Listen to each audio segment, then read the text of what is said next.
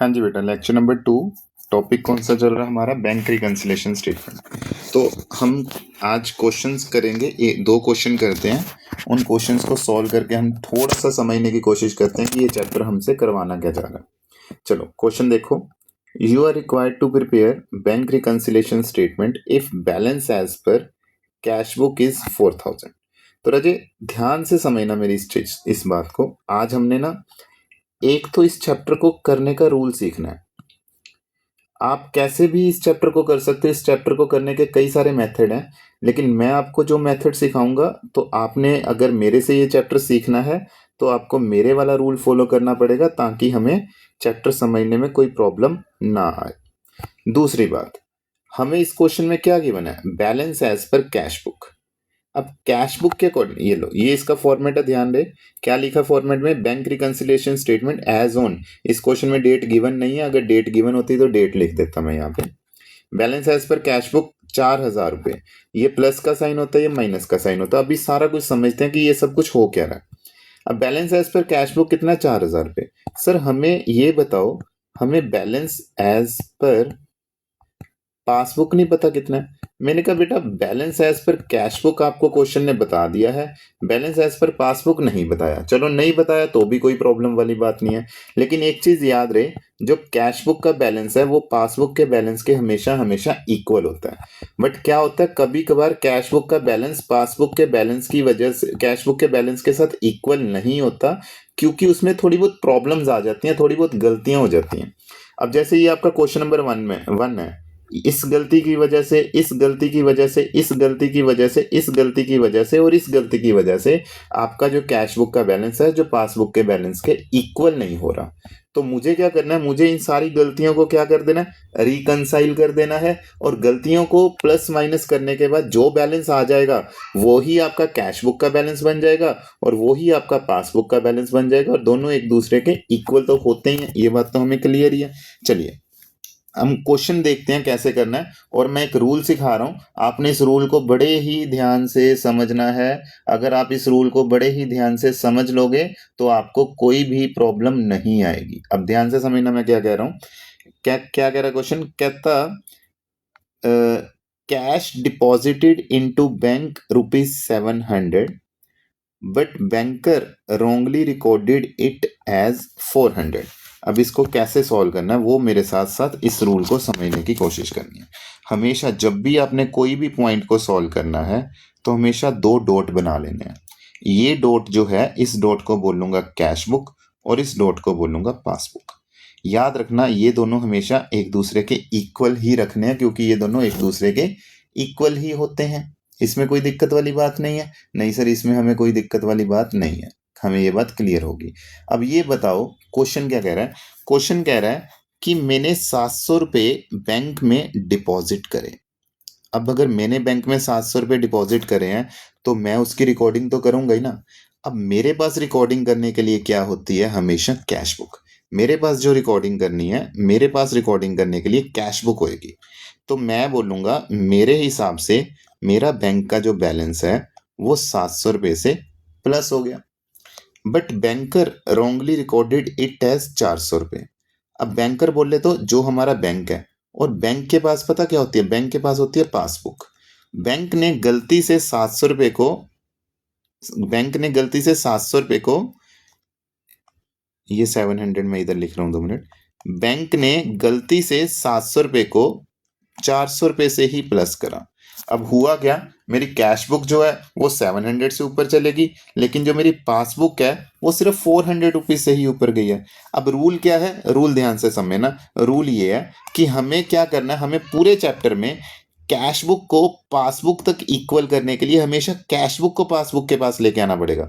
अगर मैं cash book के बैलेंस को 300 रुपये से कम कर दूं, जो 700 रुपये ऊपर गया था, अगर मैं 300 रुपये कम कर दूं तो वो मेरे क्वेश्चन का आंसर रहेगा और वो 400 रुपये के बराबर पहुंच जाएगा।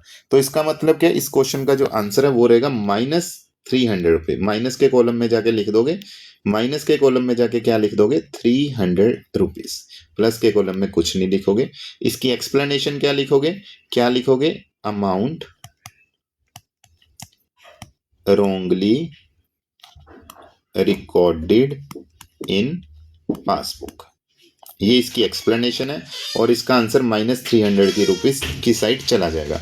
क्या सर हमेशा ही कैश बुक के बैलेंस को पासबुक के बैलेंस के पास लेके आना पड़ेगा? मैंने कहा हाँ जी। अभी हमारा आज अभी प्रैक्टिकल क्वेश्चंस का इस चैप्टर का पहला दिन है, तो आपको मैं इतनी ही बात बोलूंगा कि यस, हमेशा कैश बुक को ही पासबुक के पास लेके आना है। अगर कोई चेंजेस होंगी वो हम बाद में सीखेंगे। आज के लिए सिंपल कैश बुक को पासबुक के पास ही लेके आना है। अब चलते हैं पॉइंट नंबर 2 के ऊपर। क्या कह रहा है? कहता cash deposited 5000 in the bank. चलिए पॉइंट नंबर 2 की एक्सप्लेनेशन के लिए सबसे पहले 2 डॉट बनाएंगे। इस डॉट को बोलूंगा कैश बुक और इस डॉट को बोलूंगा पासबुक। अब हुआ क्या कि 5000 रुपया मैंने डिपॉजिट करवा दिया बैंक में, और मेरे हाथ में क्या होती है? मेरे हाथ में तो कैश बुक होती है। तो मेरे हिसाब से मेरी कैश बुक 5000 रुपये से बढ़ गई। बट बैंकर बोले तो बैंक के पास पासबुक होती है। बैंक ने गलती से उसको सिर्फ 500 रुपये ही रिकॉर्ड करा है, तो बैंक ने गलती से उसको सिर्फ 500 रुपीज ही रिकॉर्ड करा है, तो बैंक में सिर्फ 500 रुपीज का बैलेंस ही प्लस हुआ है। अब कैश बुक को पासबुक तक लेके आने के लिए मुझे इस क्वेश्चन का आंसर क्या करना पड़ेगा? Again -4500 rupees. Explanation same, amount wrongly entered in passbook. ठीक है, चलते हैं पॉइंट नंबर सी के ऊपर। पॉइंट नंबर सी क्या कह रहा है? कहता है cash ₹1000 deposited into bank. Again ये लो, ये मेरा कैश बुक है और ये मेरा पासबुक है। ये मेरा रूल है, मेरा करवाने का तरीका है, आपने इसको अच्छे से समझ लेना। मैंने 1000 रुपीज बैंक में डिपॉजिट कर दिया। जो मेरी कैश बुक है वो 1000 रुपीज से प्लस होगी, क्योंकि मैंने डिपॉजिट करा और मेरे हाथ में तो कैश बुक ही होती है ना। मैंने कैश बुक में उसको प्लस कर दिया। बट आर बैंक, हमारे बैंक ने उस ट्रांजैक्शन को रिकॉर्ड करना ही भूल गया। जो हमारा बैंक है उसने इस ट्रांजैक्शन को ही नहीं रिकॉर्ड करा, बैंक तो यहीं का यहीं रह गया। चलो, ये रेड पेन जो है ये क्वेश्चन है। अब इसके आंसर की तरफ मूव करते हैं। आंसर ये है कि कैश बुक को पासबुक तक लेके आना है, तो आंसर ये है कैश बुक को पासबुक तक लेके आना है। अगेन इस क्वेश्चन का आंसर क्या रहेगा? माइनस के कॉलम में रहेगा। और इसकी एक्सप्लेनेशन क्या रहेगी? एंट्री omitted in पासबुक, की पासबुक में मेरी एंट्री रिकॉर्ड करना मैं भूल गया। ठीक है जी, ये हो गया पॉइंट नंबर सी। अब चलते हैं पॉइंट नंबर डी पे। क्या कह रहा है? कहता है cash ₹2000 deposited into bank but we wrongly recorded it as 200। अच्छा, कि हमने 2000 रुपया बैंक में डिपॉजिट करवाया, और लेकिन जब हम उसको रिकॉर्ड कर रहे हैं, बोले तो हम अपनी कैश बुक में रिकॉर्ड कर रहे हैं। मैंने कैश बुक में गलती से उसको 200 रुपए से रिकॉर्ड कर लिया। ओ, तो इसका मतलब इस क्वेश्चन में जो गलती हुई है वो हमसे हो गई है। तो क्या इस क्वेश्चन में बैंक वालों से कोई गलती हुई है? आंसर इज नो, बैंक में कोई गलती नहीं हुई। अब इसकी एक्सप्लेनेशन समझ लो। इसकी एक्सप्लेनेशन क्या है? ये है कैश बुक, ये है पासबुक।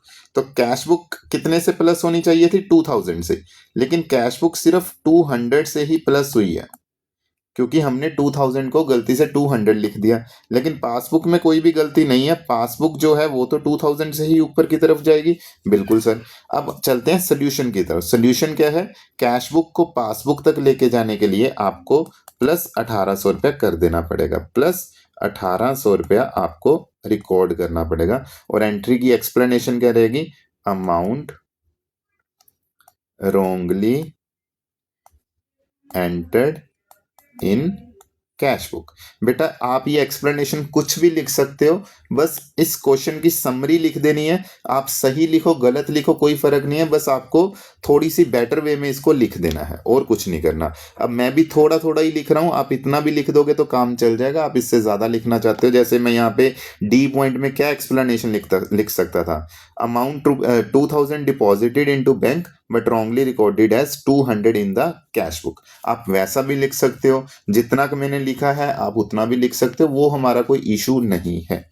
ठीक है, तो पॉइंट नंबर डी का जो आंसर रहेगा वो रहेगा प्लस 1800। अब पॉइंट नंबर डी के बाद मैं आपको लेके चल रहा हूँ पॉइंट नंबर ई के ऊपर। ई पॉइंट क्या कह रहा है? कहता मैंने 1500 रुपीज डिपॉजिट करा है बैंक में, बट वी अगेन इस क्वेश्चन में गलती कहाँ पे हो रही है? हमारे ही यहाँ गलती हो रही है, हम उसको रिकॉर्ड करना भूल गए। तो इसका मतलब क्या है? ये होती है हमारी कैश बुक और ये होती है पासबुक। हमने कितना पैसा बैंक में डिपॉजिट कराया 1500। 1500 से ये ऊपर की तरफ जाना चाहिए था, लेकिन ये ऊपर की तरफ नहीं गया क्योंकि हमने कैश बुक में उसको रिकॉर्ड ही नहीं करा। तो पासबुक में तो रिकॉर्डिंग होगी ना, पासबुक में थोड़ा कोई गड़बड़ हुई है। ये तो हो गया आपका ब्लू पेन से क्वेश्चन। अब चलते हैं इसके सोल्यूशन की तरफ। तो इसका सोल्यूशन ये है, कैश बुक को हमेशा पासबुक के पास लेके जाना है। तो आपके क्वेश्चन का जो आंसर रहेगा वो रहेगा प्लस 1500। क्या? Entry omitted to record in cash book. ये बात क्लियर होगी। चलो अब क्या करना है सर, अब इनका टोटल लगाओ। अब ये सारा फॉर्मेट है, फॉर्मेट अच्छे से देख लेना क्या कर रहा हूं मैं। 4000 प्लस 1800 प्लस 1500 कितना होता है? 7300। ये 7300 ही बनेगा। हाँ बिल्कुल सर, 7300 ही बनेगा। और ये बनेगा 5800। अब दोनों में से कौन सी साइड बड़ी है? ये वाली साइड बड़ी है। तो जो साइड बड़ी है उसी साइड हम लिख देंगे 1500 रुपये। तो इसको मैं बोल दूंगा बैलेंस एज पर पासबुक। ठीक है, ये हमारा क्वेश्चन है। अभी फॉर्मेट के ऊपर आपने फोकस बिल्कुल नहीं करना, मैं फॉर्मेट के ऊपर ज्यादा बात ही नहीं कर रहा हूं। अभी मैं सिर्फ इतनी ही बात करूंगा, मुझे ये पता होना चाहिए ये प्लस हो रहा है या माइनस हो रहा है, मुझे ये पता होना चाहिए ये प्लस हो रहा है या माइनस हो रहा है, मुझे ये पता होना चाहिए ये प्लस है या माइनस है, मुझे इसके बारे में पता होना चाहिए प्लस है या माइनस है, एंड इसके बारे में पता होना चाहिए प्लस है या माइनस है। बाकी फॉर्मेट क्या है, मैंने आपको एक बार फॉर्मेट का ओवरव्यू दे दिया है। बाकी हम फॉर्मेट के बारे में इसकी डिस्कशन करेंगे चैप्टर के एंड पे। तो ये आपको बस पॉइंट नंबर ABCDE के आंसर पता होने चाहिए, प्लस होने या माइनस होने। अब चलते हैं क्वेश्चन नंबर 2 पे। क्वेश्चन नंबर 2 क्या कह रहा है? कहता prepare a bank reconciliation statement, the balance as per cash book is ₹10,000। तो यहां पे सबसे पहले लिख दोगे क्या? Balance as per cash book. Cash book के अकॉर्डिंगली जो बैलेंस है वो 10,000 रुपीज है। चलो ये बात क्लियर होगी।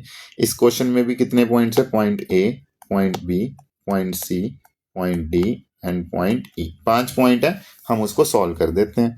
क्या कह रहा है सबसे पहला पॉइंट कह रहा है an amount of 2000 was deposited into bank but banker wrongly recorded it as 200। Okay, ये देखो, ये मेरी कैश बुक होती है और ये मेरी पासबुक होती है। तो हमने कितने रुपीस डिपॉजिट करवाए? 2000। तो हमारी कैश बुक 2000 की तरफ ऊपर चलेगी क्योंकि डिपॉजिट करवाने से हमारा बैलेंस इंक्रीज होता है।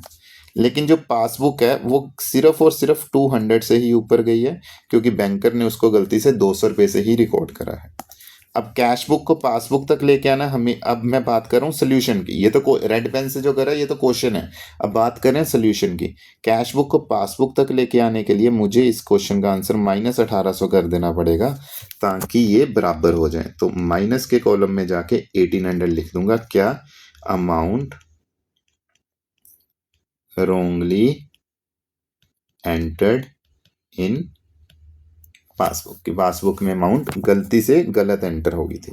पॉइंट नंबर बी की तरफ चलते हैं। 6000 was deposited into the bank. अब ये मेरी कैश बुक है बेटा और ये मेरा बेटा मेरी पासबुक है। अब 6000 वॉज डिपॉजिटेड इनटू बैंक, 6000 हमने डिपॉजिट करा तो हमारी कैश बुक जो है उसका बैलेंस डेफिनेटली बात है 6000 की, 6000 से प्लस हो जाएगा। But the banker entered it as 600 only. लेकिन जो पासबुक है उसने उसको सिर्फ 600 रुपये से ही रिकॉर्ड करा है। तो ये तो हो गया क्वेश्चन। अब बात करते हैं आंसर की। अब कैश बुक को पासबुक तक लेके आना पड़ेगा तो इसका आंसर जो है वो रहेगा -5400 rupees. Explanation same to same ही लिख सकते हो।